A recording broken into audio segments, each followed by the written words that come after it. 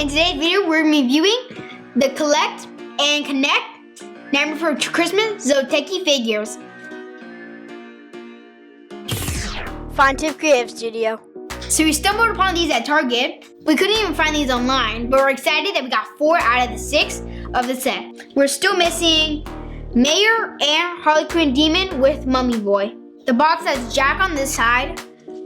It shows a picture of how you can position them. On this side, it shows how to connect the bases and what you can make it look like. And on the back, it shows all of them. It also shows this little thing right here, which says Chase Variant, which means that there's a Chase variant of this figure, possibly a glow-in-the-dark Zero Fig. If you know what the Chase version's like, let us know in the comments. Let's go ahead and get into the Jack figure first. Here's the Jack figure out of the box. This is from the scene in the movie where the Pumpkin King dives into the fountain and Jack emerges from it. His base is the fountain and he's kind of leaning on it. There's tiny pumpkins with faces on the bottom and the fountain's like spinning up this transparent green goo into the fountain. Jack has his hand raised and he has an excited face. The fountain is sculpted really well. The fountain's kind of like holding his neck and puking, and it has a tail on the back, which Jack's foot is on, and then he has kind of little wings up here, and his whole like spine and like body is covered in scales. Overall, I really like this figure. Now let's open up the other ones. Up next, we have the Sally one. Sally has a big pumpkin on the floor. She has her hands kind of like this, and there's a black cat walking on the wall behind her. My inner demon just came out. This one also has kind of like grass and weeds on the floor with tiled. And this one, I like how they added detailing on the hair, and the paint drop on her dress is spectacular.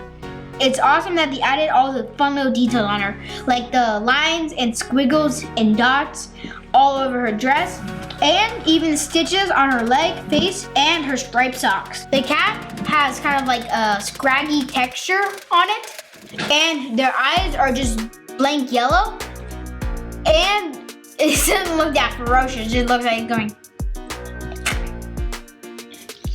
So, like I was saying, if you have 2 of them, you can snap them together any which way. So look, you can have it like that, or you can have it like this. And the more you have, the more likely you are to make a scene. Next up, we have Zero with Wolfman. This one comes with Wolfman howling at the moon and Zero kind of floating over a gravestone. The Wolfman figure is really well sculpted. You have his like fur texture, and certain parts of his shirt is ripped to show the fur underneath it. Next up, I'm going to be talking about Zero. This is Zero kind of floating over a cross gravestone, and he does look a little kind of stretched towards his face. But overall, I like the sculpt on Zero. The tombstone behind the Wolfman has like a kind of a cartoon skeleton face kind of coming out of it. There's no engraving on it, just a tombstone.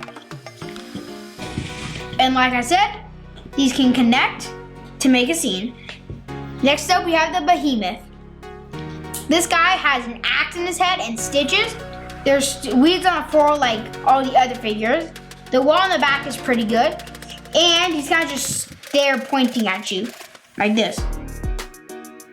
Like what I'm gonna do to you if you don't subscribe and hit that notification button. He has overalls and 2 yellow gloves, no shoes, and just a dead eye like face. He kind of reminds me like if Fester, a farmer, or if Fester and a farmer were mixed together and then they got hit in the head with an axe. What's cool about these figures is that they all lock together and they have a built-in base to make a scene. These have endless combinations of how you can make them go together.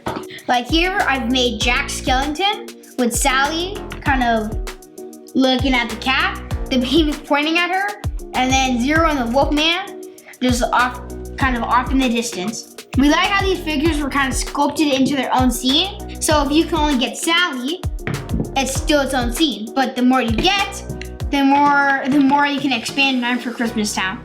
We got these for about like $8, and they're pretty good considering all the amount of details. If you guys like Nightmare for Christmas like we do, then you should go check out this video right here where we showed you guys how to make your own Nightmare for Christmas tree.